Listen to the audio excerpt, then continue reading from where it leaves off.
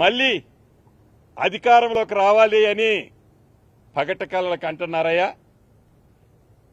ఇంకొక విషయం, ఈనాడు అధికార పార్టీ ఆ సభను సక్సెస్ చేయకుండా ఉండటం కోసం అనేక ఇబ్బందులు పెట్టారు, పోలీసులు ఇబ్బందులు పెట్టారు, ట్రాఫిక్ అది ఇది అని ఏదో చెప్పారు. మీకు గుర్తుందా గౌరవ మాజీ ముఖ్యమంత్రి వర్యులు?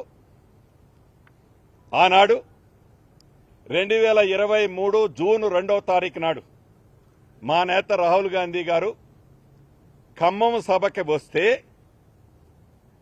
సభకు వస్తే ఆర్టీసీ బస్సుల కోసం నేను డబ్బు కడతానని ఎంత ప్రాధేయపడ్డా ఆ సభను ఫెయిల్ చేయాలని ఆర్టీసీ బస్సులే కాదు, ప్రైవేటు బస్సులనే కాదు, చివరికి ఆటోలని, టూ వీలర్స్ని నిర్బంధించి చిత్రహింసలు పెట్టారు మీరు ఆనాడు.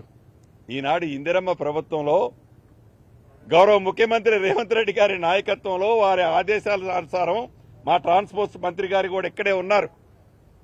మీరు ఎన్ని బస్సులకు కడితే అన్ని బస్సులు ఇచ్చారు.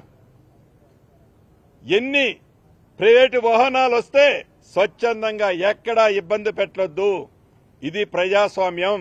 ప్రజాస్వామ్యంలో ఏ పార్టీకైనా స్వేచ్ఛగా వారు మాట్లాడుకునే హక్కు ఇవ్వాలి అని ఎక్కడా మిమ్మల్ని ఇబ్బంది పెట్టలా. నిజంగా ఇబ్బందే పెట్టి ఉంటే మీ సభ జరిగిందని చెప్పుకుంటున్నారు కదా, జరిగి ఉండేదా గౌరవ మాజీ ముఖ్యమంత్రి గారు? ప్రజాస్వామ్యాన్ని గౌరవించే పార్టీ, ప్రజలను గౌరవించే పార్టీ ఇందిరమ్మ పార్టీ.